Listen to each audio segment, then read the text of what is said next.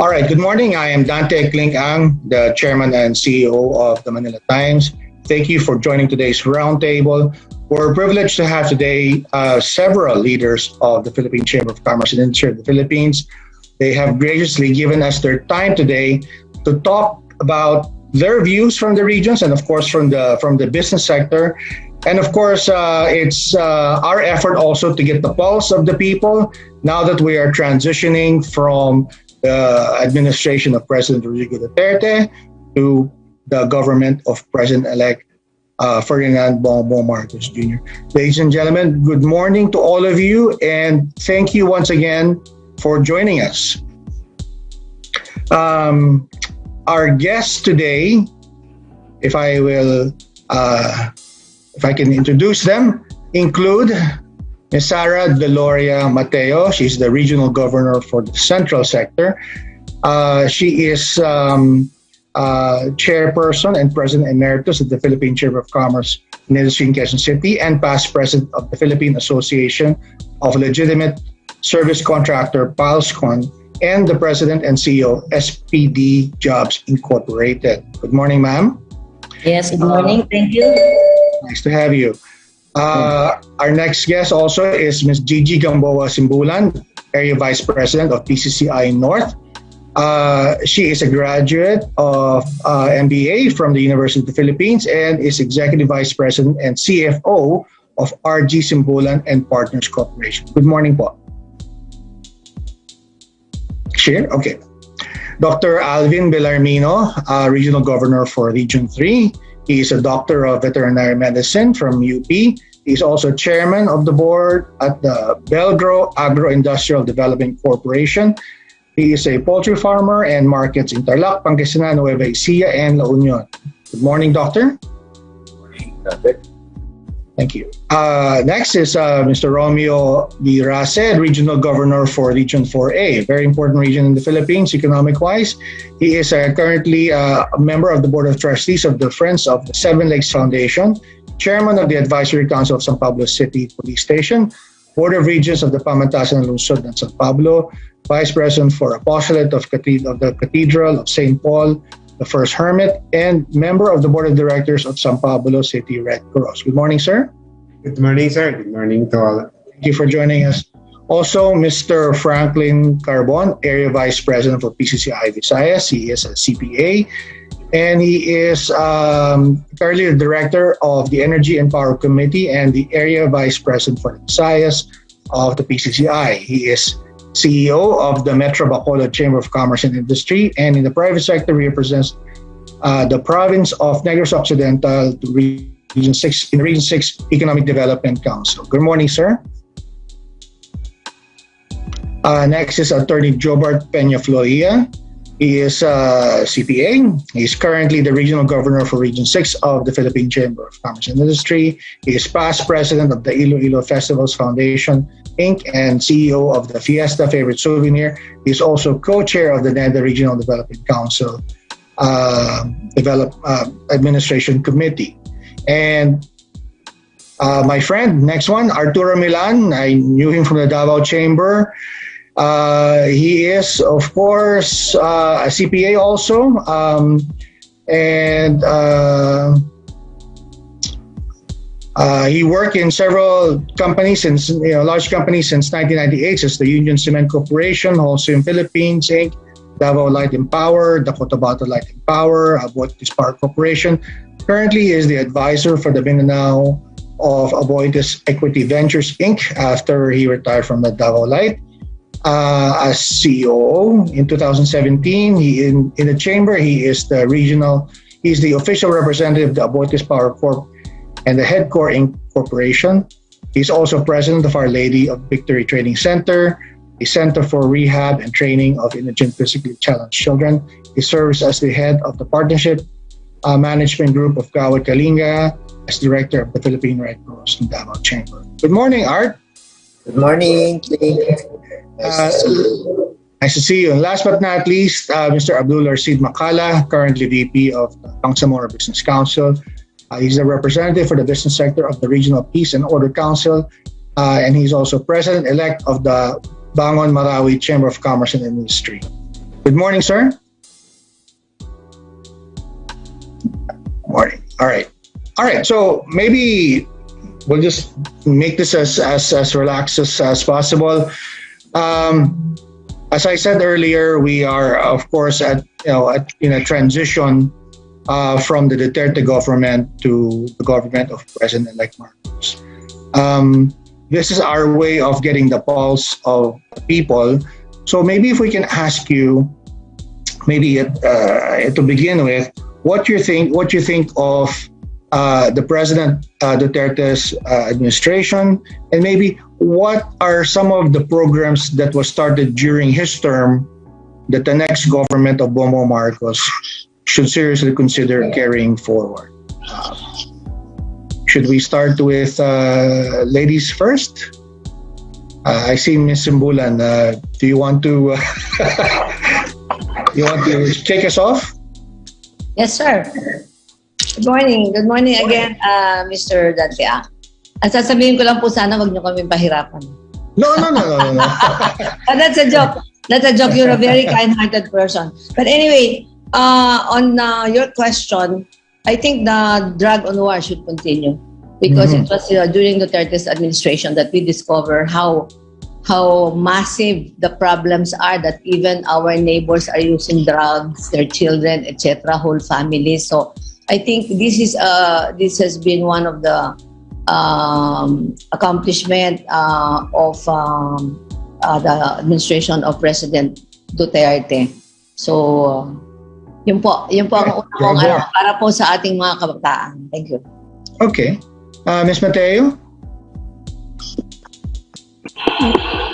Yes, for me, the program that should be continue is the ease of doing business law, the implementation of ARTA. The ease of doing business, okay. Yeah, and the build program. So the continuous building of infrastructure within the Philippines, and the support for the MSMEs. There are programs and dapat dagdagan pa rin more programs for the MSMEs. Yeah, in fact, that's our banner story this morning. Yeah, especially the digitalization of technological support for the MSMEs. Okay, so cutting red tape, ease of doing business, all right? Yes. MSMEs. Okay, all right. What about Art Milan? I know we known each other since you were the chamber. I'm sure you're still with the chamber, of course, but you're here, of course, representing PCCI. What's the view from Davao? Yeah, as a Mindanaoan, we really achieved so much in Mindanao during the term of President Duterte, especially in the areas of peace and security through the expansion and of the Bangsamoro Autonomous Region in Muslim Mindanao, as well as the localized peace negotiation with the local communists through the NTF-LCAP, and the much improved infrastructure through the build.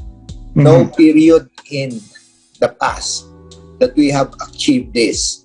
We used to be called the land of promise, and I guess we can proudly say we are now the land of fulfillment. Okay. Mr. Macala, good Yes, morning, thank sir. you, sir. Good morning. No. What's your view from Marawi? Well, for Marawi, for Duterte administration, we are very happy because he signed the Bangsamoro Act, no, where the Imailip now is governing the Bangsamoro government. That is our also concern, no? Sa pagpalit ng administration, sana tuloy-tuloy pa rin yun, no? Carry over, i-carry over na yun at i-maintain muna itong MILF, no? Management. So, para tuloy-tuloy ang peace and order at saka tuloy-tuloy ang development sa BARMM area, no? Another one is sana irespeto ng new administration itong agreement between the MILF and the government, no? Para as I have said, yun ang pinaka-importante sa BARMM, baka mabalik naman sa dati, no? Another one is since Duterte administration is very concerned on the rehabilitation of Marawi City, Yes. sana ituloy pa rin, no? Huwag ma-stop kung mas maganda hanggang matapos na itong rehabilitation ng Marawi. Because based on my observation, as a native from Marawi City and Lanao del Sur, baka mga 60 to 70% pa ang That much, ha? Marami nandyan. pa. Yeah, yes. Marami pang kulang. Likewise, there is a new sign, law, or bill rather, yung Marawi Compensation Bill. Na we are hoping from the victims of Marawi siege na this coming administration mabigyan ito ng pansin or matuunan ng pansin na magkakaroon ng budget, no? Para naman hindi hanggang ngayon naghihirap yung mga kababayan namin sa Marawi City and Lanao del Sur. And yes, from the Bangsamoro, from the Muslim area, we hate drugs, no? And sana tuloy-tuloy na rin ito. Except lang doon sa may sinasabi sila na mga EJK kasi kawa naman yung biktima na na isasama lang na hindi kasama doon sa mga drug lord. Hindi natin maiwasan yon na may pagkakamali minsan yung mga authority, nag-aabuso sila. So may mga sacrifice ng mga tao na hindi naman kasama ito sa drug on war. So yun lang po ang isa sa mga concern namin especially from the BARMM areas. Thank you. Thank you. Actually, marami po kami pwedeng itanong sa inyo. There's so many things going on in Marawi. But let's No jump problem. up. Let's jump up north to Dr. Belarmino. Your view, sir. What are the programs that should carry over? Yeah, I think in agriculture there is this program by the Duterte government about irrigation, where selectively they extend free irrigation to a lot of communities, particularly in Central Luzon and also some in Northern Luzon. And considering the plight of our farmers with the heavy cost of input, malaki pong bagay ito na makakatulong sa ating mga magsasaka. But maybe for the next administration to continue this and to expand. Kasi hindi naman po lahat ng probinsya or region they have sufficient irrigation facilities. And also, just like some of my friends here, yung bill. Because this would answer for the problem on unemployment. This could madali itong ma-address ito provided that the government would be spending more on infrastructure and projects.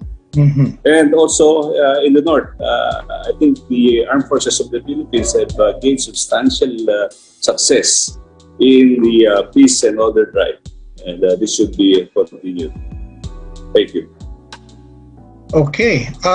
Before we leave Luzon, Mr. Rase, you represent, a very big economic sector in CALABARZON.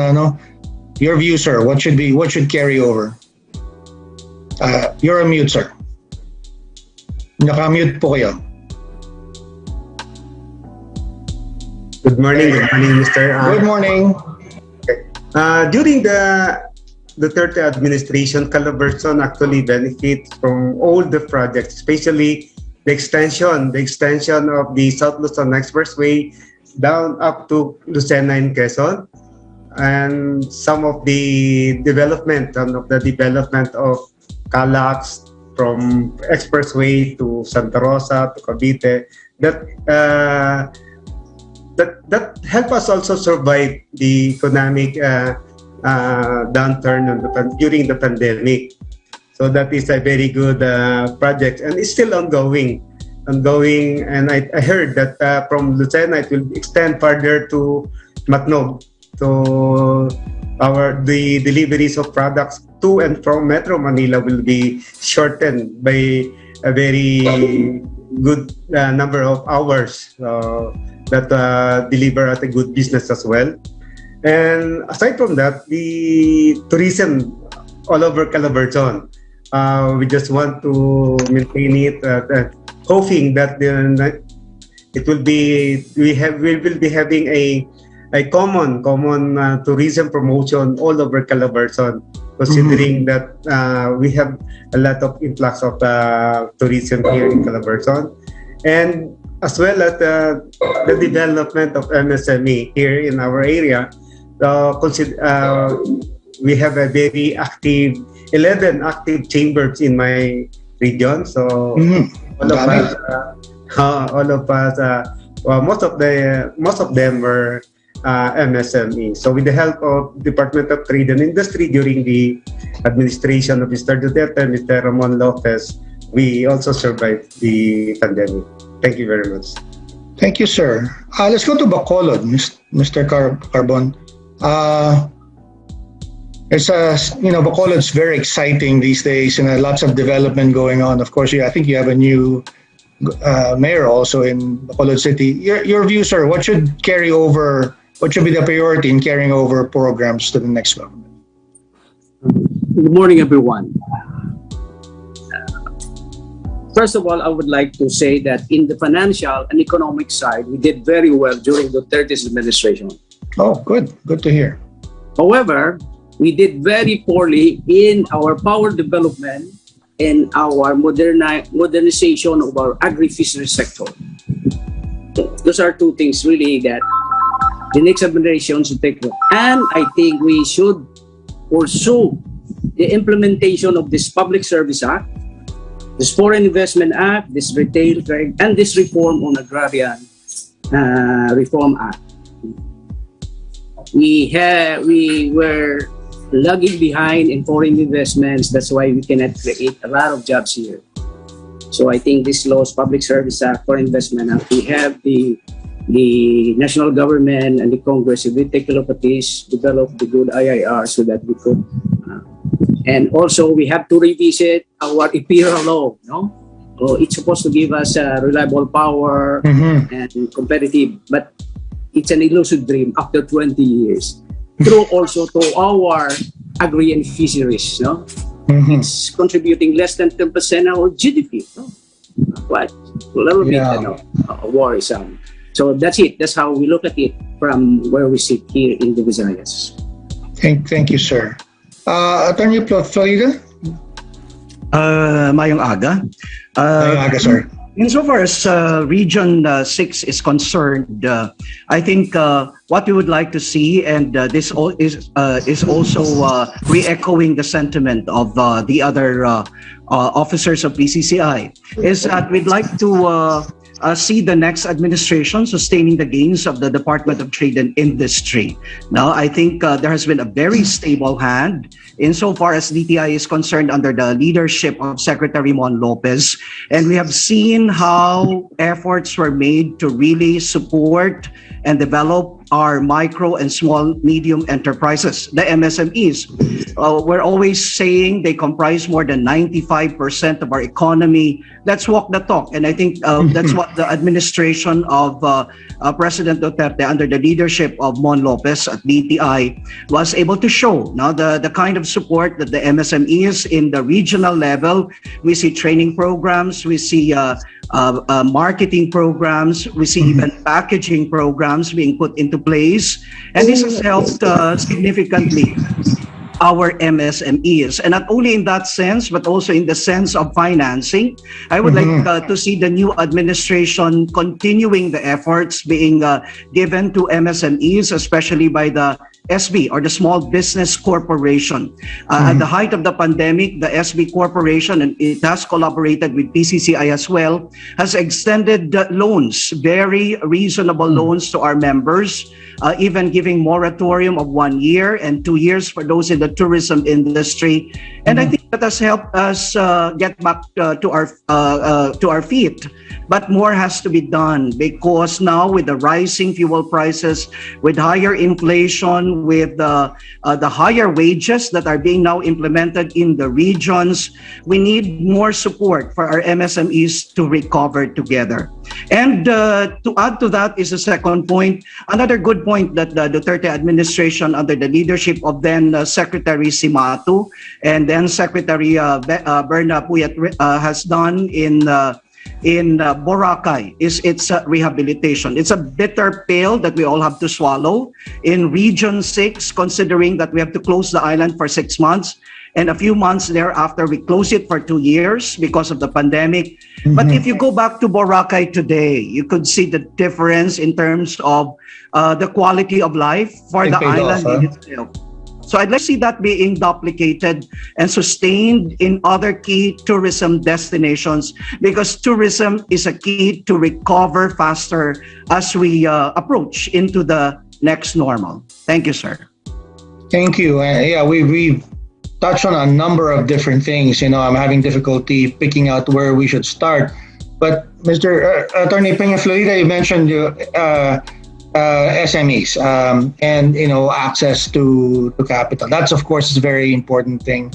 In fact, if you read today's front page of the Manila Times, you see there that the President-elect has met with Joy Concepcion of Joy Negocio. Together, they hope to address the needs of the MSMEs. You're right. The sector represents, you know, 99.6%, or some others say 99.5% of all the registered businesses in the Philippines, accounting for about 30% of the labor sector. But let's go a bit deeper. I mean, what specific assistance you would, you know, or programs or policies would you like to see from the Marcos government that would address the needs of MSMEs? Of course, we have the Magna Carta, right, for MSMEs.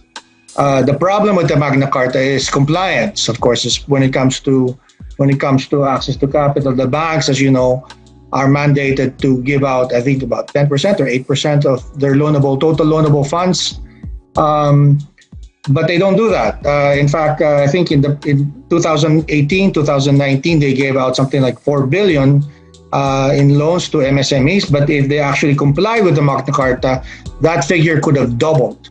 I agree. So, what can the government do to specifically to help MSMEs? Maybe we can start back with you, Attorney Penaflorida, because you brought it up, and as did others. But you mentioned the SB Corp. You know, what can be done really to improve access to capital for MSMEs? There could be a need to look at channels on how we would be able to enable the MSMEs to access this. Because you're saying, Sir Dante, that the compliance of banks with the loans, but let it be said also now that most of this comply by rechanneling this to certain organizations as conduit. And when it is eventually transferred or availed of by the MSMEs, it is not at the rate that they are being extended, significantly higher. And that even punishes or aggravates the problem of our MSMEs. So what I'm saying is that the access to capital should be direct. On the other hand, this is the challenge. I went through the process of the SB Corporation myself. And I would like to commend the SB Corporation for really fast tracking, even in the midst of the pandemic. They were able to process it very conveniently, but maybe I can speak because I can do it online and I have the access to connectivity. But what about the MSMEs? Those are real micros. Now, so I think we should look at innovations on how they would be able to access it without going through the credit institutions that would reloan it to them at a higher rate. But again, I also understand the challenge because there should be documentation. And the problem of our MSMEs is that they have no support documents to back it up. And in fact, SB Corporation has been generous enough to even extend to them in the absence of a BIR, etc., LGU permit. But then, of course, the rate would be significantly low. The amount would be significantly lower. Now, so these are the things that can be looked into, because like in the case of the small and the medium, like ourselves, we were able to avail of SB Corporation extended to PCCI members and plow it back because of our partnership with, say, Go Local. Now, building more enterprises to help the MSMEs now and carry their products. So finding ways on maybe rechanneling it through bona fide organizations being organized by the DTI could be a step in the right direction, because channeling it through credit conduits would make it even more, would make it even harder for MSMEs to cope with the higher cost of finance. All right.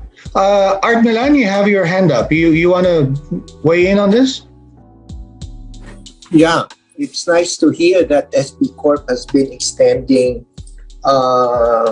access to capital to micro and small. But unfortunately, our experience in Mindanao is on the other side. Reality is far from is far from the. And I would strongly suggest, especially most of our MSMEs are really not bankable, and our financial institutions should be geared towards development rather than, I even suggested that those running SB Corp should have development-minded people rather than with experience in banking operations. Because once they had experience in banks, they're really collateral-minded. Yeah. And this is really the irony with MSMEs. So even there's a very good business ideas, and yet since they cannot provide collaterals, then it's very difficult for them to access capital through these financial institutions created by government. Yeah, that's so sad. Miss Simbulan, you had your hand up. I'll get to you, Miss. Yes, sir.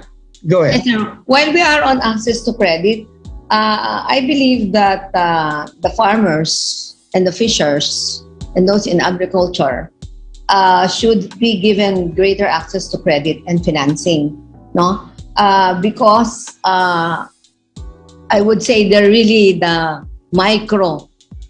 They really consist of the micro industries, and from their ranks come the poorest of the poor. So my suggestion on making a credit easy for them is to ensuring easy access to credit is that banks must simplify loan requirements.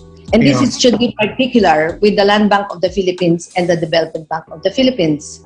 And that they should fully comply with the mandated 10% of loan portfolio to be allocated to the agri sector. This is under the Agri-Agra Reform Credit Act of 2009.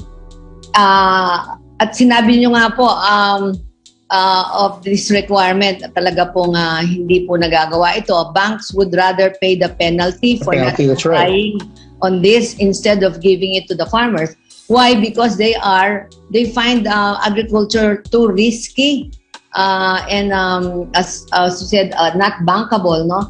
But I think we have to change our mindset on that, because agriculture is our best tool for recovery and for food security. So I would probably endorse or suggest more lenient evaluation. Aside from simplifying the process, it should not be collateral based, no? But there are other ways of determining viability in loaning. Maybe rely on certification from the barangay or the mayors that recognizes individual farmers or groups, certification of land ownership, and maybe marketing agreements or POs, no? POs can include collaterals, no? Assigning purchase orders to the banks as collateral, no? And just to a little bit add more, a bank should accredit rural banks as extension banks of Land Bank of the Philippines and DBP, to accept loan applications, approve and release loans with the same set of simplified requirements and at lower interest rates. We know that rural banks charge high rates, no? When the commercial banks charge 6 to 8%, rural banks are charging 18%. Oh, wow. 18%, Wow. even higher. And these are, we're talking of the agri-industry, which is still recovering from the effects of the pandemic. So I think there should be a memorandum of agreement, memorandum of agreement that kung ano po yung sinacharge ng DBP at LBP, just a little spread will help the rural bank perform their functions. So let's not forget our farmers. They're really the poorest of the poor and are entitled to more assistance in getting financing. Thank you. Yeah, well, if they can't hide from the $5-6 loan sharks, I think the banks can also do better. Mr. Macala first and then Ms. Mateo. Mr. Macala? Yes, sir, I agree with Ma'am Simbulan opinion, no? Yung mga sinabi niya. Because kami sa Marawi, no? Speaking of Marawi, alam mo naman, napakaraming biktima doon sa Marawi Seeds. That's right. Kaya hanggang ngayon, yung mga businessman na nabiktima ng Marawi is nagkakaproblema because naghanap ng capital. In fact, we from Bangon Marawi Chamber of Commerce and Industry, we sponsor a business forum inviting some financing institutions. Na yung iba, napakaganda yung presentations na magpapahiram, no? Sa aming mga kababayan na business sector na biktima ng Marawi Seeds. But until now, walang materialize because of kailangan nila yung formal requirements. Yun nga, sabi ni Ma'am Simbulan, kailangan mayroong program design sa mga conflict areas. No? Sometimes, we the people of BARMM ay agrabyado, kumbaga hindi kami nakakakuha ng equal opportunity dyan sa mga loan na yan. Do sana mabigyan kaya yung may pinaka may kailangan. Yes, instead na kami ang may kailangan, hindi rin kami nakakatanggap, no? Yeah. At another one is yung mga business sector namin, although yung interest nila malaki kasi every month is 3%. So kaumpisa mo lang, hindi ka kaumpisa mo lang paano baon ka na sa utang. Yes, baon ka na agad sa utang. But again, I am requesting also, kasi actually sa Muslim area, sa mga Muslim, bawal yung interest. And since there is a law signed sa Congress na itong Islamic financing, no? Sharia, sana ma-materialize yan, no? Na mabigyan ng attention at ma-implement yan, lalo na sa Muslim area. 3 days ago, we have a seminar. We have a consultation on Islamic finance. The BARMM inviting some of the key business sectors, businessmen in BARMM, and we agreed na kailangan ma-implement itong Islamic financing sa kahit doon lang muna sa BARMM. Kasi mayroon tayong amanabang na hindi niya nakikita yung kailangan ng mga taga-BARMM dahil kulang din yung pondo nila, no? Yeah. Another one din is mayroong dating program, I think hanggang ngayon nandyan pa yung sa Land Bank, no? Na yung JICA, 2 billion funded by the JICA facility. But that is for conflict areas. But I understand it was diverted to other areas, so hindi na kinabang yung kumbaga hindi natin yung purpose ng project na yan. Kasi naibigay sa ibang lugar na hindi naman kasama sa conflict areas. And I hope, no, itong new administration, bigyan ang attention ng BARMM. Kasi bago pa yung BARMM, kumbaga, BB pa siya at it needs guidance and help from the national government. Thank you. Thank you.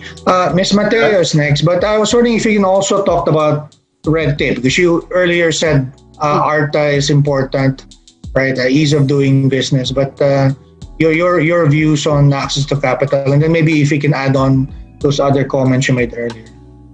Okay, I would like first of all I would like to share in regards to the financial support for the MSMEs. In Quezon City, we have the QC Kalinga para sa negosyo. This is not alone.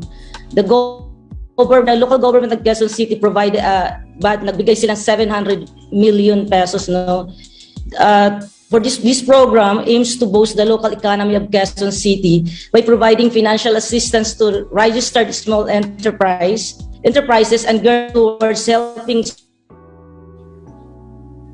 small businesses recover in Quezon City. So maganda business model kung gagayahin din ito ng ibang local government kasi ito binigay not a loan but as an aid for the small business. And of course, I would like also to reiterate that the continuing ease of doing business through business-friendly practices at the LGU level. So dapat ang business sector and the local government should partner in implementing the ARTA law. So yung pong ginagawa rin namin sa QC, I'm just sharing the best practices. Yeah. And one another very important that I would like to share, the economic program for the whole Philippines is all the employers is having problem with the job skills mismatch. Considering this is one of the biggest concern of our time kasi po this time mahirap na mag-recruit. Meron talagang job skills mismatch, qualification mismatch, mayroon pang regional and sectoral mismatch like in mga locators area. Sa dami ng kumpanya doon, wala na kaming makuhang mga applicants. So I think the government should help us, give us a support or continuing education to prepare to face the needs of the future world of work, making the future of work for everyone. Dapat the future of work works for everyone. It refers, no, because there's the changing nature of work, mga workforces and workplaces across all global industries due to the rapid technological and societal disruption. So technological change has shaped human life and work for centuries, but rapid advancement in artificial intelligence, big data, robotics, today pose both great opportunities and great threats na siya to workers' economic growth, working condition, and living standards. So maybe there's a committee for this, no, para kami matulungan yung mga employers sa mismatch. Dahil ang hirap at napaka-expensive now, the sourcing of the applicants. And of course, we have existing, paano naman namin ito ma-rescale and ma-upscale our workers because it's very expensive. So we need the support from the government. Thank you. Mr. Carbon, if I can go back to you, sir. You mentioned earlier the Public Service Act, which is a milestone for the Duterte government. What opportunities do you see there? I'm actually quite encouraged that you guys are embracing that because some business sectors would be threatened. But I'm with you, sir. I think that was an achievement. But your views?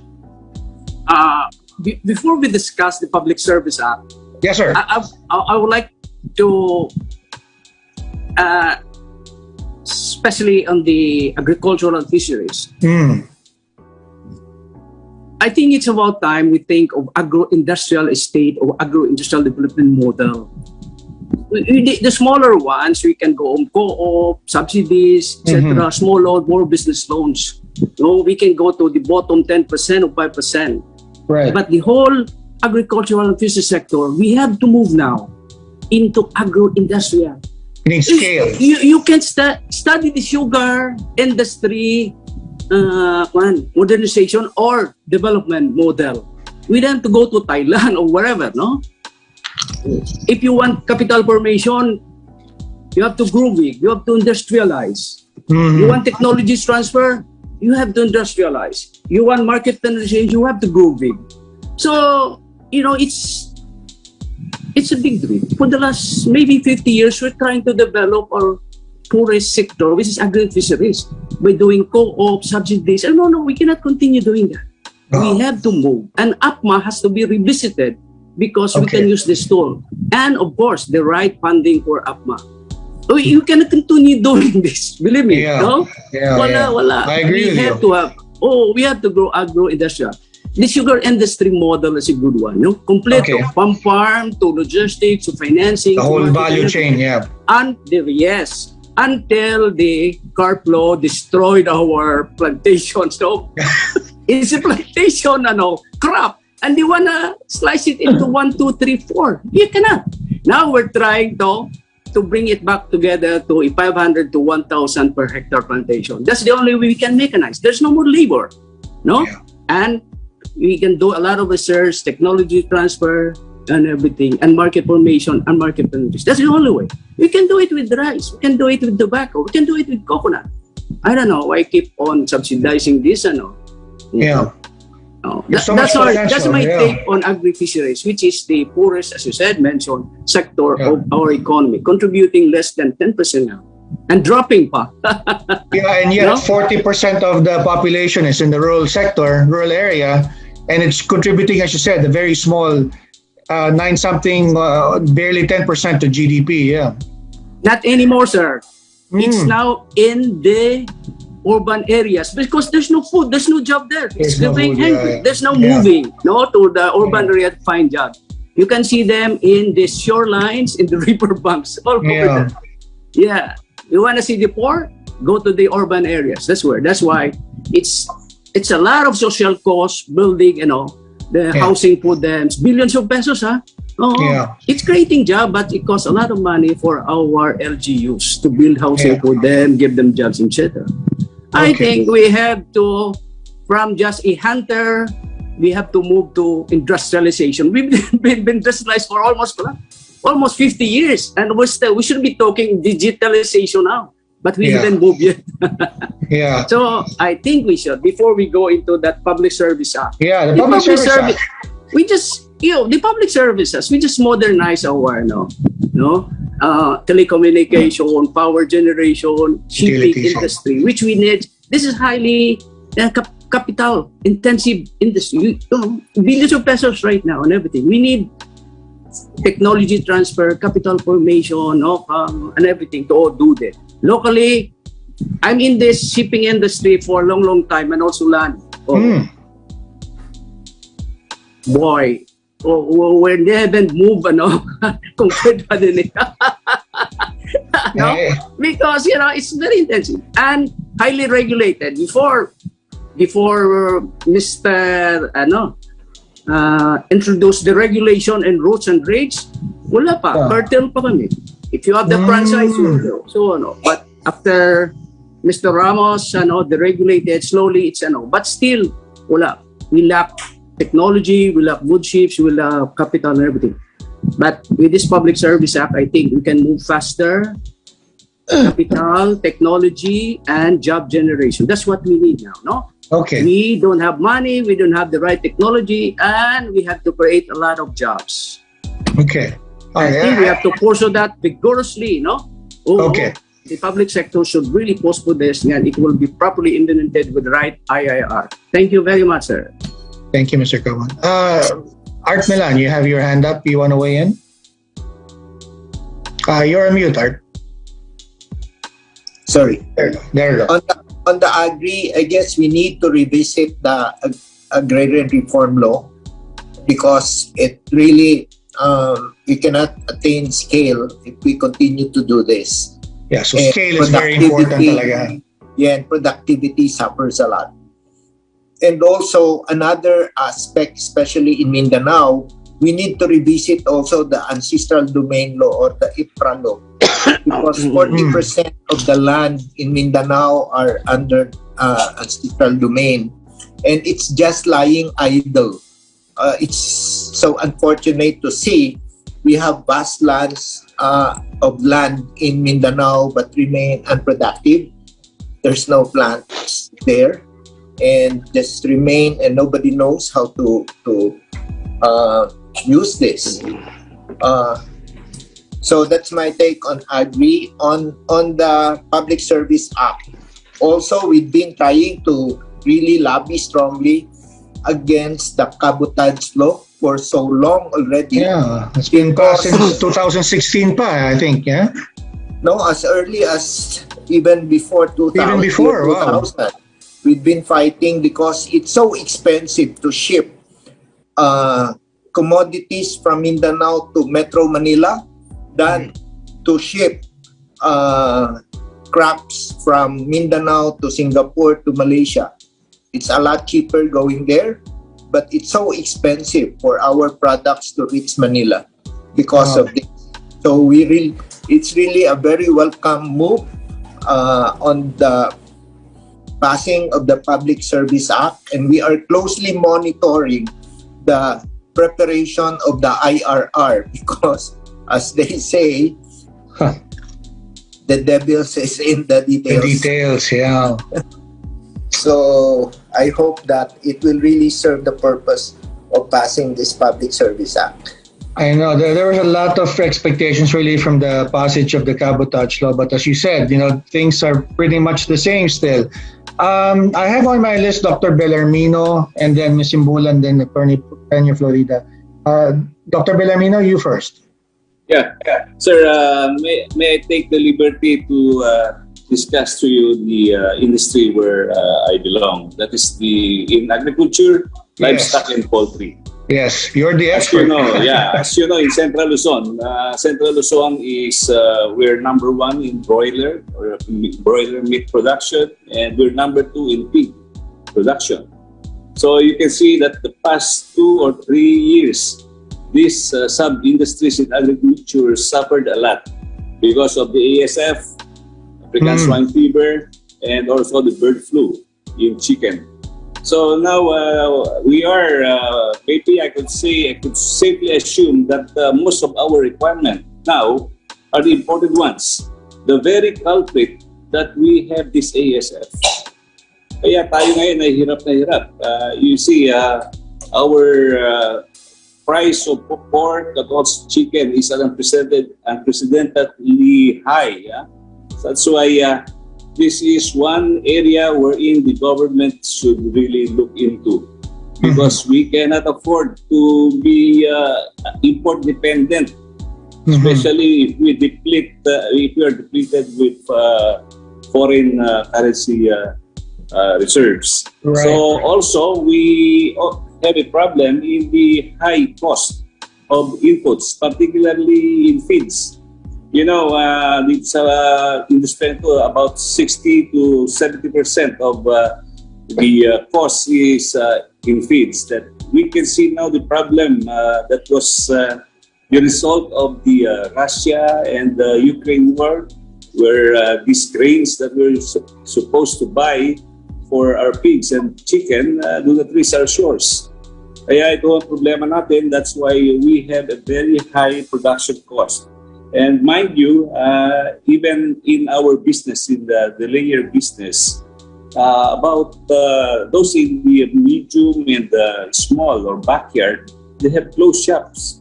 That's why now you can see the price of egg really ran high now. It's running to about 7 to 8 pesos per piece in the wet market. Wow. Yeah. So, also in the livestock, alam mo ninyo ang livestock kasi, this is the business that is not welcome to the community. That's why, and also, because of this, we have a problem on security of tenure as far as the area is concerned, because of we are in conflict with the LGU's comprehensive land use plan. Naglalaban ho rito yung comprehensive land use plan ng local government units, and there should be really a national land use plan. National plan, yeah. That is for you to ensure that as far as food production is concerned, there would be really an agency that would look into this. Kasi there are a lot of cases wherein many piggeries and poultries are being closed by LGUs. May iba nga dyan para may tayo yung golf course. So this affects our food security. Right. So I think there are other problems of the industry, but I should say this is one of the more important and pressing issues. Yeah, if there's time later, I'd like to ask you about that as well. But let me get first to Ms. Simbulan. you wanted to weigh in on this issue. Go ahead, ma'am. Yes, sir. Thank you. While we are, as Dr. Belarmino mentioned, the high importation, the need to import even our food products. I have a question. No, we are an archipelagic country with million miles of shorelines. Why are we importing fish? Why are we importing fish? That is, it's really pala isipan po sa akin yan, na pati galunggong na napaka basic po sa ating mga mamamayan, lalo na sa mahirap, ay why do we have to import fish? Baka po napakadami po nating mga fishers na mahihirap din, at talaga mahihirap, small fishers, na hindi po makapangisda. Dahil po sa, I heard, no, restrictions on the hulbot process of catching fish. So, ang natitira pong nangingisda, yung pong malalaki na may mga barkong malalaki, yung pong mga mayayaman ang natitirang sa pangingisda. Siyempre, they cannot supply the needs of our people for fish. We are fish lovers, no? So I think there is a need to revisit the rules and policies and rules that govern our fishing industry, no? Very interesting. So, we don't want to think that there is something fishy in the fishing industry. At sinasabi ko lang po, yung maliliit, I think you can really, sir, you have all the connections to look into this further, because marami po kaming mga kakilalang maliliit na natigil po sa negosyo. Therefore, loss of jobs, no? Yeah. Tapos i-import pa tayo using our precious foreign dollar reserves. Bakit po? Parang hindi po yata akma sa pagiging country tayo of 7,100 islands. So, yun po ay isang tanong na I think kailangang masagot. Thank you. Mahirap po yata sagutin yun. You pointed out something very interesting. Attorney Penaflorida and then Mr. Carbon. Attorney, you go ahead first. Sir Dante, just to comment that we in the business sector look forward to a very competent secretary for the Department of Agriculture. Because I understand. Are you going to give us a recommendation on who should be the next secretary? Well, somebody that can ensure food security, no? Because while we welcome the foreign investors and all the efforts towards industrialization, I think one of the biggest strengths as a country is the fact that we are multi-crop. In Western Visayas in particular, we take pride in the fact that our agricultural sector is into different crop, livestock, and fisheries as well. No, so that when federalism comes into the picture, I think Sir Frank Carbon will agree with me that will be self-sustainable. Now, but putting that on the side, what we're saying is that food security should continue to be an important priority. In fact, the province of Iloilo has retained its policy to be strong in agriculture. Now, I think what is being needed at this particular point is not to shift all of our resources into industrialization, but rather to look into modernization, to look into new technology, to look into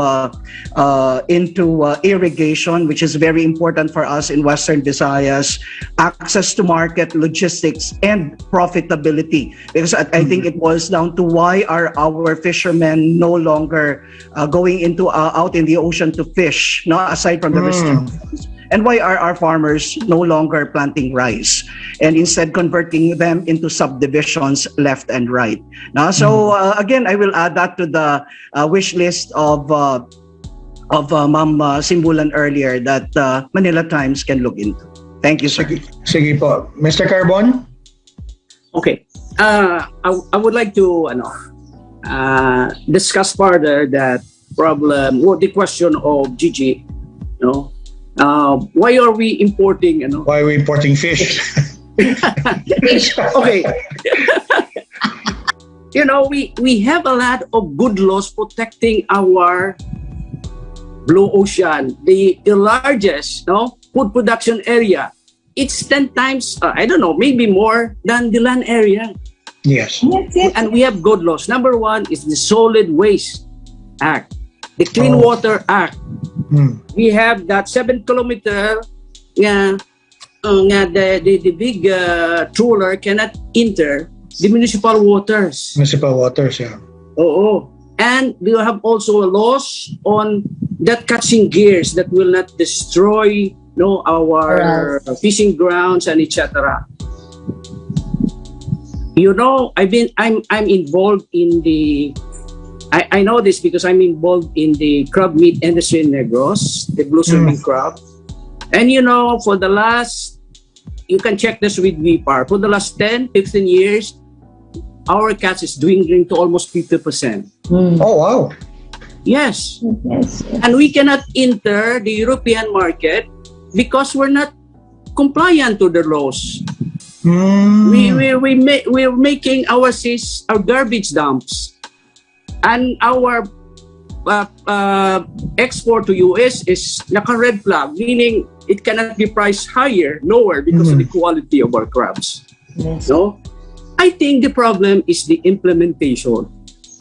We have people in the government agencies, especially in the national government agencies, the local ones, that just don't care. So I think it's about time the business sector should really hold hands with the LGUs, especially that they have the money now, to really see to it that these laws are enforced.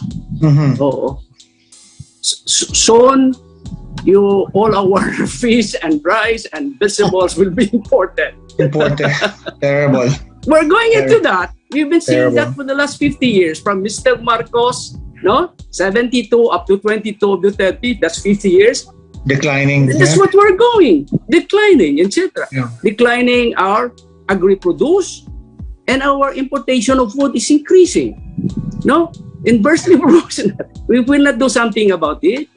Modernizing. Actually, we're not saying modernizing. We cannot even explain it. Industrializing or industrialization of agri and fisheries. Agro-industries.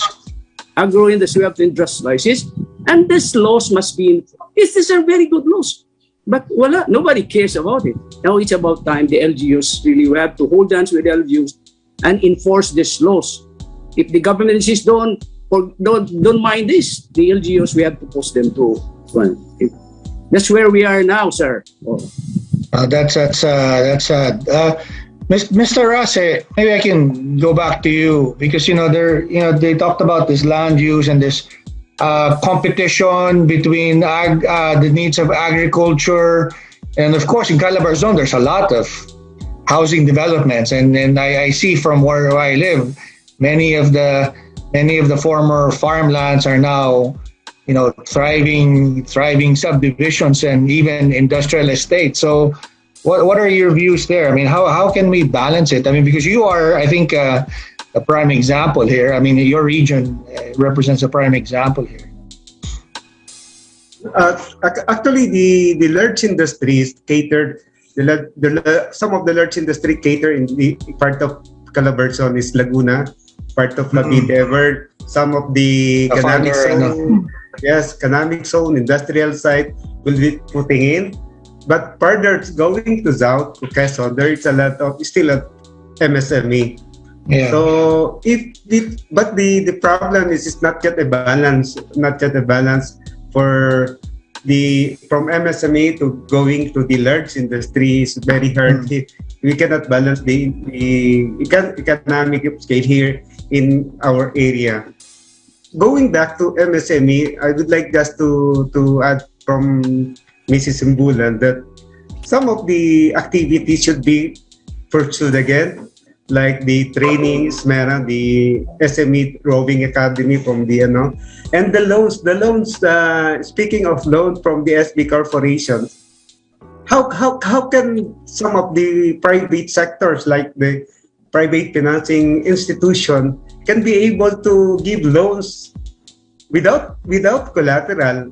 Just a group of 5, because Card Bank was here in San Pablo, originalized, founded by Mr. Aristotle Ali. So So one of the Ramon Magsaysay awardee as well. So how can they be able to, why is it that the private sector can provide loans without collateral at a very lower interest to the MSME, and they tried here. So aside from that, providing the loans from the MSME while the government infrastructure is ongoing, like the PNR from Calamba going to Bicol and the station in San Pablo and Lucena, while the government is doing good, the DTI help all the MSME in our area, all the efforts. Some of the MSME now in CALABARZON is in Thailand attending the ProPac 2022. The DOLE also helping the MSME in our area. The DOST as well, setting up all those helping in technology side of the business. But the problem sometimes is one of the agency as well, who when you grow the business, the BARs come in and then asking some of the documents, which also provided somehow by the government. So but sometimes the problem is when we grow the business, the MSME, their expertise somehow relies only on how to do the business, how to grow the business. And then when we grow the business, BAR comes in and are looking for something, everything. So go back again to the, so that is sometimes the problem. We try to, sometimes we work as one, how to grow the business. The CALABARZON area is a very big potential business in both large and in MSME sectors. Yeah. So we're looking forward to work together here. So the next big thing is CALABARZON. Yeah. Attorney Penaflorida, you had your hand up. I just would like to comment in reply to my good friend Governor Ras. He was asking about SB Corp, and in fairness to Small Business Corporation, because I really went through the process, they do not require collateral, whether you're a micro or a big or a medium size or a small business, and they simply rely on compliance with again. But this is where the trick is, because when you are if you want to avail of the real significant amounts, then you have to also submit all your documents, your audited FS and all. But they even have a program for MSMEs that do not have this audited financial statements. So, Sir Gov, this is something that you can also look into. And it was mentioned also that in our brothers in Muslim Mindanao, this do not allow interest. In the case of SB Corporation, these are interest-free. Now, they only charge 8% processing fee, quote unquote. So you can interpret it as an interest, but it's not interest per se. So it's non-interest, non-collateral loan, and can be a significant help to our MSMEs. I think what they need is our support, like our chambers, that can possibly assist them in the documentation or in the preparation of their applications. And these are all offshoots of the Bayanihan 1, Bayanihan 2 loans to help us recover during the time of the height of the pandemic. Now, and in fact, I mentioned it earlier so that the next administration can look at sustaining it, if not improving on the program. Now, instead of an 8% 1 year grace period before you start paying, this can even be improved further. Now, so these are the things that can really help our MSMEs, because earlier we mentioned about relending. If I agree with our fellow officer here who mentioned that it is 3%, and if you multiply it at 12, if you go to the micro and credit financing, that's 36% per annualized. Yeah, it's very high. Yeah, and the usury rate. And the MSMEs cannot afford it, to pay 36% if they get it from the micro and credit financing. So it has to come directly, hopefully from government, because then interests are significantly lower. I mean, at 8% processing fee, they can make something out of it. Thank you, sir. Yeah, the effective annual rate is actually much higher. Can Yeah, I go just ahead, Mr. Russell. Because as per SB Corporation based in Laguna, it was only provided during the pandemic. And very selected so it is good if we can if the idea the input from Attorney Jobert is it will go further to other and not only during the pandemic. We will ask the SB Corporation here. Thank you very much, Mr. Yeah. So we're running a little bit out of time, but let me ask my last question from all of you. If you are able to talk to President-elect Bongbong Marcos directly and ask for maybe one or two things he should focus on in his first 100 days, what would those one or two things be that he should focus on? When he takes. Maybe we can start from the south again. Mr. Milan, you. If you had the chance to sit down with President Marcos, what would be the thing he should focus on as soon as he goes into office, assumes office? Thank you. Actually, I prepared 12 points, which actually we crafted this since late last year as our One Mindanao agenda moving forward. And number one is enhance regional and provincial healthcare system.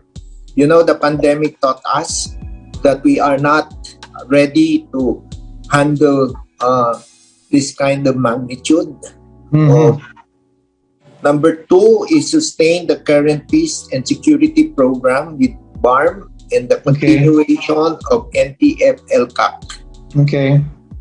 Number three, of course, our favorite, the continuation of build programs, especially the flagship projects in Mindanao, such as the Mindanao Railway, Panggil Bridge, the Davao-Samal Connector Project, the modernization of airports like Laguindingan, Bukidnon, Mati, Mlang, modernization of seaports, and the establishment of container terminals in CDO, Davao, Jansan, Zamboanga.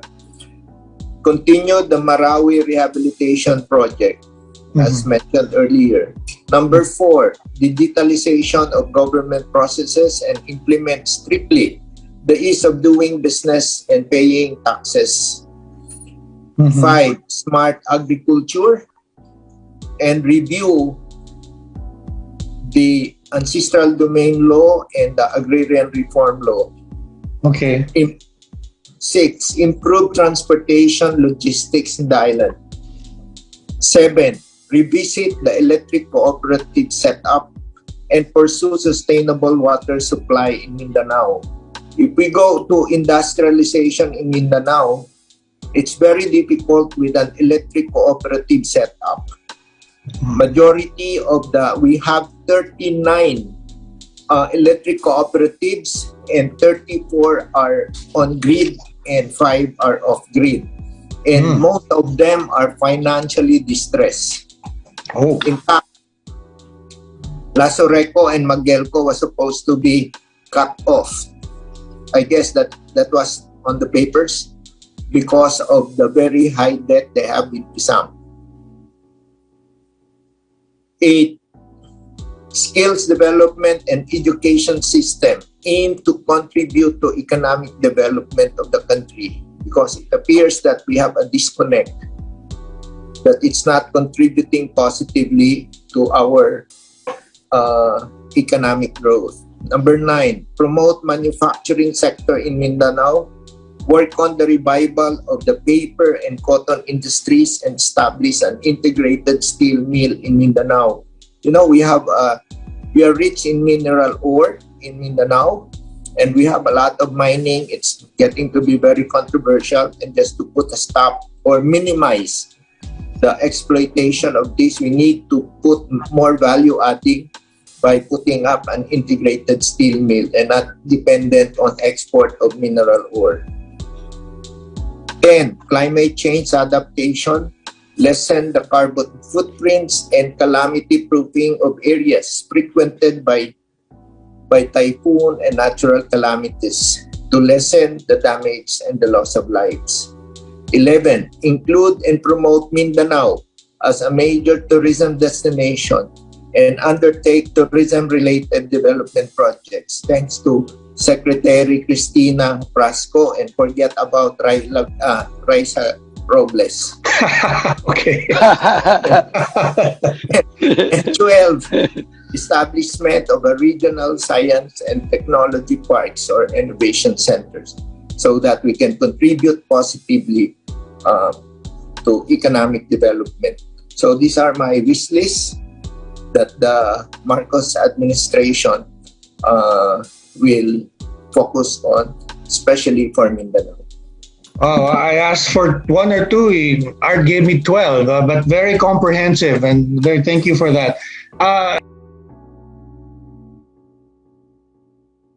Moving along in Mindanao, Mr. Macala, your wish list for the Marcos government. Yeah, okay na yun yung kay Arthur, no? Pero sa akin, dalawa lang. Yes, sir. Go ahead. Una, kasi mayroon lang yung sabi ni Art, we have a memorandum or order ng PSAM doon sa NGCP na puputulan ng Lasurico ng light. At because of the utang na umabot na ng 12.8 billion. Wow. Wow. Oo. Yeah.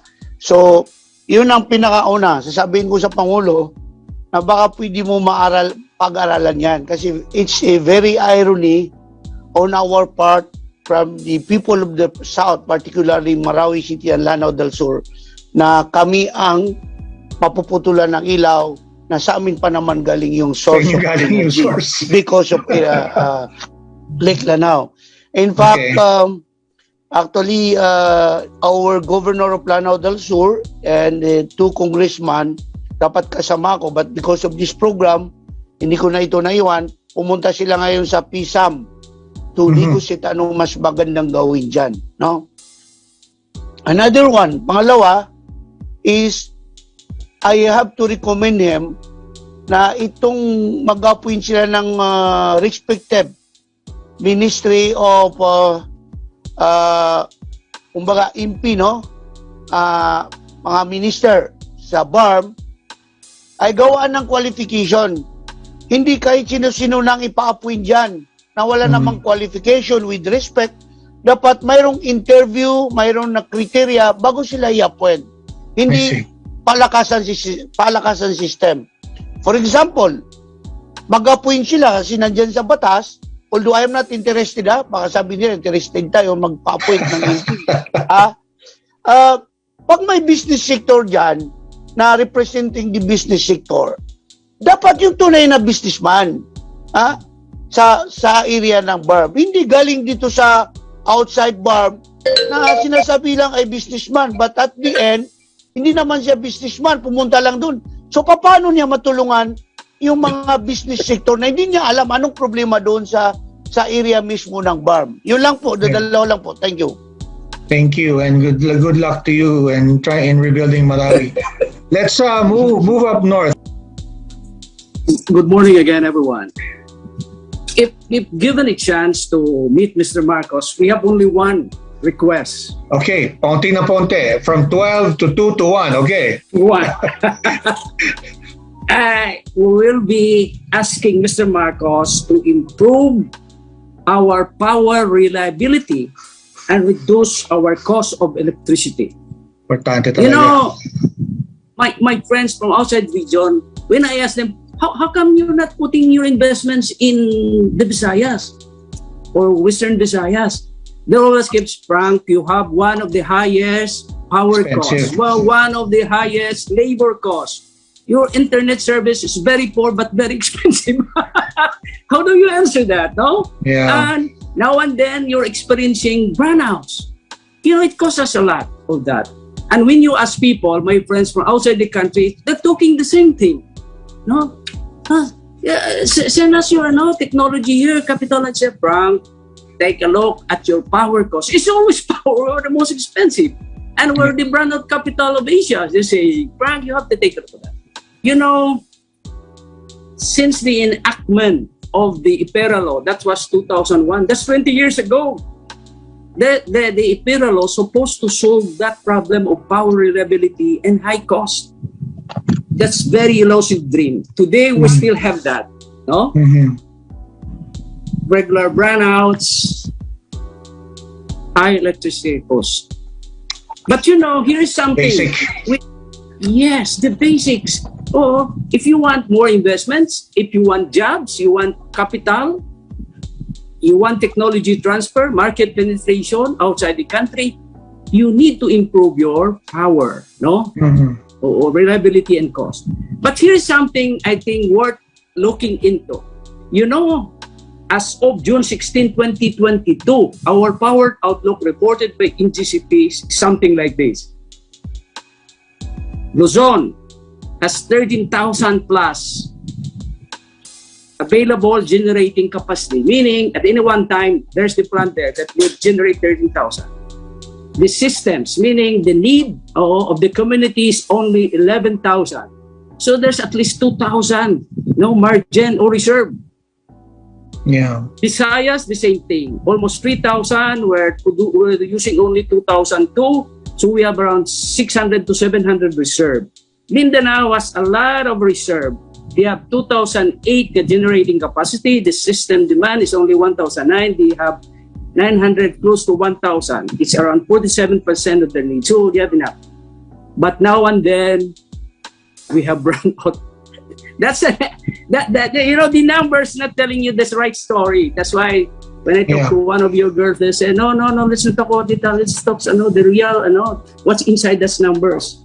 It's not telling us the right story and everything. So I think there's a need for Mr. Marcos to revisit our IPERA law and see how can we improve our power reliability and bring down the cost. If we need more investments from outside, create more jobs, transfer technology. Sometimes we did the R&D, transfer of technology. Kopya-kopya na lang. We're doing that anyway. America have done that also from Europe, no? China have done that also. So I think that's one thing we, Mr. Marcos, or we in the business have to focus, no? Because what we need are capital, technology, market penetration. None of that should be answered with right price, power, and enough power for the industries. Thank you very much, sir. Thank you, Mr. Carbon. I have Ms. Mateo first, and then Ms. Simbulan, and then Mr. Milan. Yes. Go ahead, ma'am. Yes, thank you. Employers need support to contribute effectively to skills development. Employers struggle to identify strengths and potentially transferable skills that are not easily shared on a resume or through interviewing and testing. In this regard, support incapacitating Philippine employers in assessing skills needs, both hard and soft skills, is necessary. In addition, more tangible incentives for employers are also advisable because some may not immediately link the inability to find workers with suitable skills to the need for employers to participate in skills development. Capacity to participate is also dependent on enterprise size and resources since the country is predominantly composed of MSMEs. Lastly, and more business-friendly policy environment is necessary, wherein employers will be allowed to participate to provide apprenticeships, enterprise-based training with less bureaucracy, less fees, and less paperwork. And yung additional is to develop a financial and technological resources to assist MSMEs. Policies and legislation would practically make it easier for MSMEs to get started, scale up, and innovate and get funded. So yun po yung business ko, professionalizing the business operation of the MSMEs a sector that comprises 95.5 or 96% of the business community. Very important po na inject o implement o ano natin yung digital transformation of MSMEs. The use of digital technologies to significantly impact all aspects of the business, the people, process, technology, and metrics. Yun lang po. Maraming salamat. Thank you. Indeed, very important. Ms. Simbulan, you're next. Thank you so much, sir. If I'm face to face with the president, this is what I will tell him.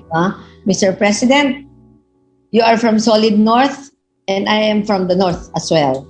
And we are primarily agricultural.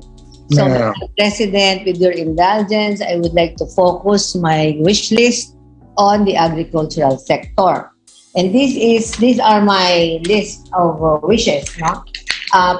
Government must help our farmers, fishers, and members of the agri-industry to attain greater competitiveness.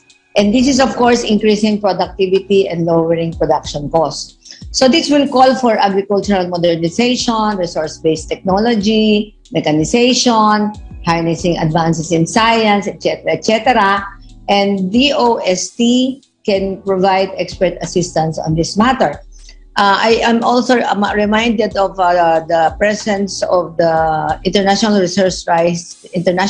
Rice Research Institute, IRI, which really helped our farmers in finding high-yielding rice variety. So I hope we will have more of that. Then I have also already mentioned the access to credit. And I think this is one important thing. Even if we keep improving on technology, there's such a thing as or innovating. Innovating is also pertains to human capacity, to human abilities, to human competence. And I think to really make agriculture shine, Mr. President, even if it is a public knowledge that most of our farmers and fishers have low educational attainment, this doesn't limit their ability to become competent managers and successful entrepreneurs. From my personal experience po, Mr. President, my father only finished grade 2, but he became an outstanding businessman as rice miller and was able to send his 9 children to good schools. Very interesting. Yes, wag po nating underestimate ang farmers kasi po, kaya po ayaw nang magsaka ng iba at ayaw nang manahin ng mga anak ang kanilang mga bukirin. Dahil ang naaalala po yung magtanim ay di biro, maghapong na kayo ko. We have to harness the entrepreneurial spirit of our farmers and fishers with proper training, which will include entrepreneurship and management. Our farmers and fishers can be in a better class and as professionals. And why not? And sir, making agri prestigious even as a status symbol will encourage our youth to go into agriculture as a business. This is for continuity and sustainability of food security. To further motivate them, Mr. President, government must offer scholarship programs for agri-related courses that should be offered by state universities. Wag muna po natin isama ang TESDA dito, iba po ang nature ng ibig kong sabihin dito, no? So the agri courses must include subjects on entrepreneurship, management, technical problem solving, even accounting and budgeting. Let's give more pizzazz to careers in agriculture. And ang ini-imagine ko po dito ang mga magsasaka may opisina, may computer, nagbibilang nagkikwenta ng kita at nag-iisip ng expansion instead na nagtatanim sa bukid na punong-puno ng putik ang mga paa. Isa pa po, comprehensive formulation of a comprehensive development program for agriculture. I think the DA's mandate is to protect, preserve, and grow agriculture and promote industry productivity and competitiveness. Kuminsan po, hindi ko po maintindihan na ang agri parang nagiging marketing, no? When its job is really to research and make our farms and fishing sector productive. Palagay ko po dapat ma-review natin talaga yung mandate ng Department of Agriculture para pong nahahalo sa DTI at saka sa ibang departments. Okay. And then hindi ko na po sinabi yung mga dati kong sinabi na pag-usapan na. Okay, I think this is very important. Mr. President, may I request that there would be a review of the devolution of the agricultural function down from to the municipalities or cities, because many of them have low priority on agriculture. And devolution may have gone too far because many municipalities and cities have small agri-sectors. Kaya po hindi nila binibigyan ng importansya. So I would say, sir, can we reconsider the devolution of agriculture para hanggang provincial levels lamang po?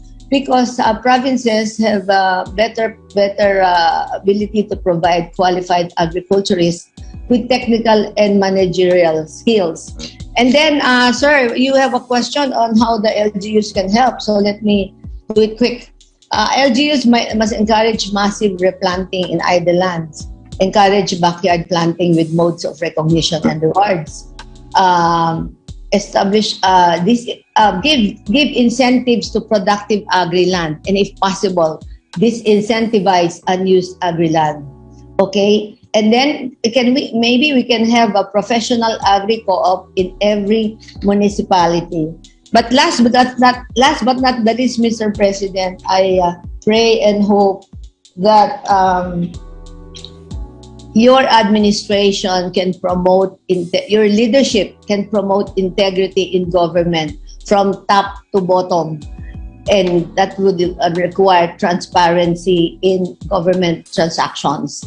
And in order to do this, the public must be given easy access to information on department budget, on intended use, and actual accomplishments. Example lang po, hindi ko po alam kung bakit yung mga karsadang buo ay ginigiba at ina-aspalto.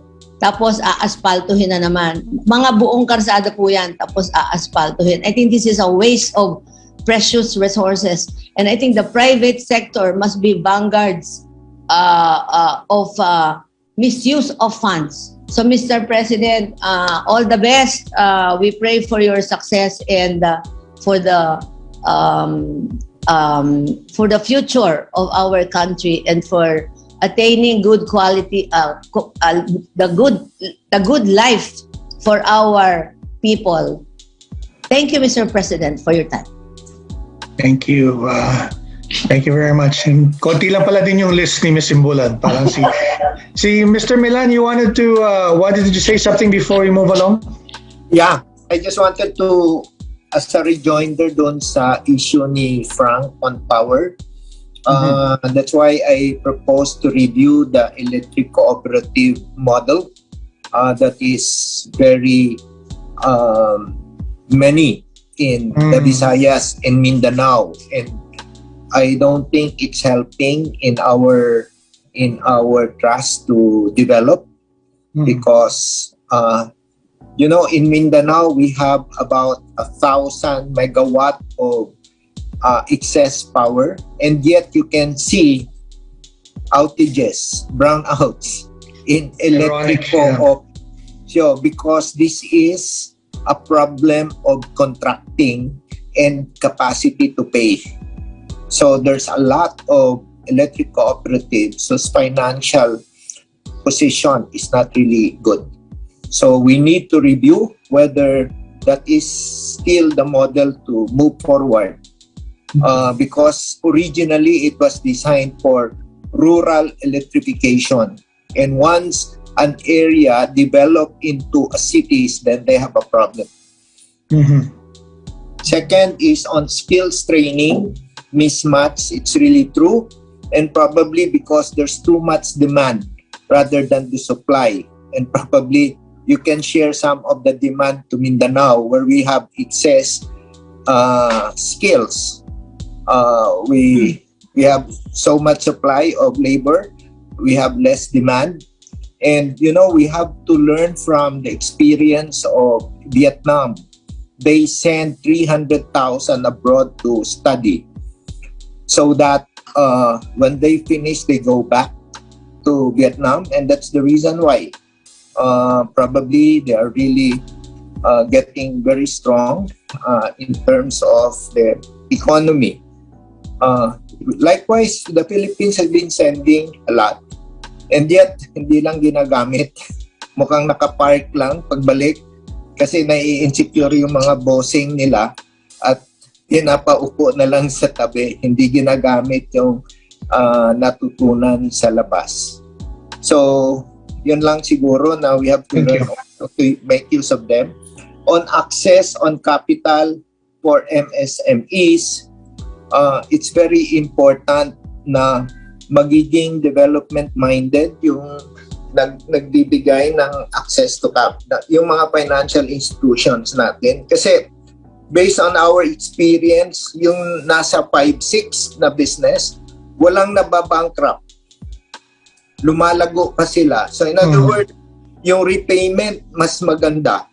And baliktad yung mindset natin sa mga financial institutions na they would rather pay penalties rather than to extend loans to micro and small kasi high risk daw.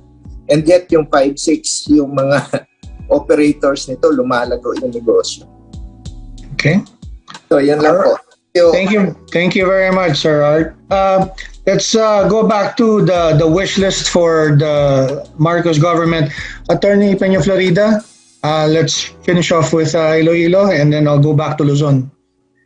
Well, as a wish list, I wish that the incoming Marcos and Duterte administration would be true to its campaign promise of unity, a unified and an inclusive Philippines, because apparently Region 6, Western Visayas, has voted differently and overwhelmingly. So I hope that we are part and parcel of all development efforts and projects of the new administration. And speaking of unity, of course, we want to unify our island. So I hope the next president would be able to finally see our dream come true of a united Western Visayas, the bridges that would connect Panay to Guimaras and to Negros Occidental, because not only will it strengthen our economy, but it will boost our tourism.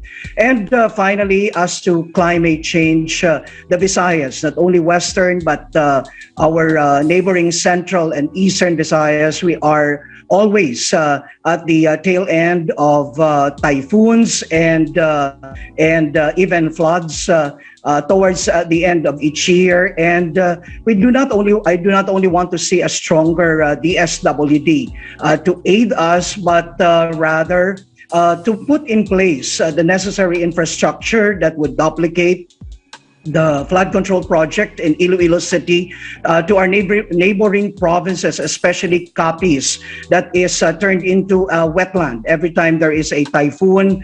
And this is the only way that we can better programs towards environmental protection. So because resiliency of our islands is critical if we want to sustain our economic development. Thank you very much, and this is a fruitful morning. Thank you, Attorney. Okay, let's go back to our remaining representatives here from Luzon. Dr. Belarmino, your wish list for incoming President Bongbong Marcos. Yes, if ever there is a chance for me to talk to the President, I concur with that of the good lawyer from the Visayas, that to be true to their slogan of unity, and for him to unite the Filipinos. We are too much polarized, especially after this election. And also for the President to really go hard on traffic corruption. And also for his administration to promote ease in doing business. In agriculture, for him to bring back to the map the Philippines as one of the leading food baskets in Asia. Let us not rely on imported food and to stop smuggling. This is one of the real culprits why we are having this problem on food security. And also for him to ask the Congress to legislate the creation of a national body or that would be national in scope in monitoring the land use for us to really know what are the food that are being produced in this country by the region and if it's sufficient for our population. I think this is all. Maybe I would ask him also to make agriculture profitable. Dahil hindi na ho talaga Very ito. important. Yeah. So this is all. Thank you so much. Thank you, Dr. Belarmino. Last but not least, a representative from CALABARZON, Mr. Rase. Can you please unmute yourself? What is your wish list for incoming President Bongbong Marcos? Sir, please paki-unmute. Yeah. Thank There you. If I have a chance to talk to the President, first of all, I'd like to request to him that to review and revisit the ARTA law.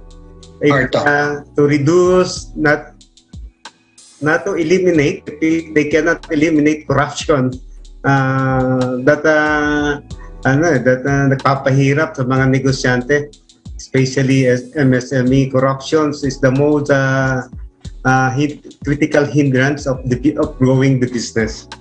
Number two, because we are in CALABARZON, we have a economic industrializations, manufacturing was here. So one of my business is into logistics and food distribution, and we suffer much with the high cost of fuel. So if they can possibly return it back to the level of 38 per liter diesel, it will help us a lot. Malaking almost 100 pesos na per liter. Yeah, and of course, with in CALABARZON, when the economic grows, economic prospers, there's also crime-related increases in the area. So we might request him the security that in CALABARZON, it is safe to live and to do business. And also, we would like to request him to support the tourism industry, which is highly affected by the pandemic. For the last 2 or 3 years now, it's now starting to go back on their foot.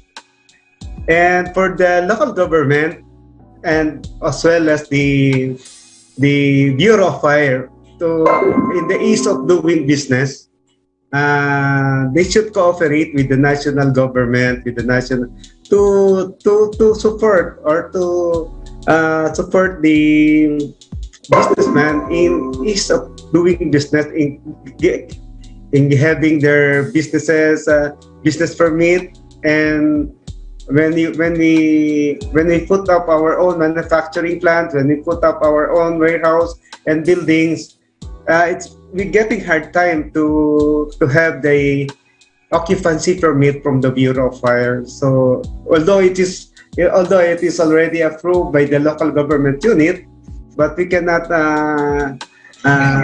do business because of the hindrance of the occupancy permit from the other national agencies. So we might as well have a high level of cooperation within this unit, and request to limit or have a proper zoning of the industrialization and putting up some economic zone within the area, so that still we can protect the agriculture area for food security in the future. That's all, Mr. Chair. Thank you very much. And again, that has to be the last word for this morning. I think we can talk some more, but I'm sure you guys have other important things to do. We did have a very productive discussion this morning. There were some common themes agriculture, basic needs such as electricity, infrastructure, red tape, graft, and of course there was even unity, and of course we can't forget small and medium enterprises. Ladies and gentlemen, thank you very much for the time you gave us today. I feel that if the next president will achieve just half of what you've mentioned today, I think we would have made very productive progress. But of course, we'd like for the next government to address as many of those concerns that you had mentioned this morning. Please keep us in mind when you have some other things that you'd like to express to our national audience. The Manila Times is your platform to share your ideas and share your experiences for, of course, the betterment of the Philippines and our fellow Filipinos. Maraming salamat po sa inyong lahat.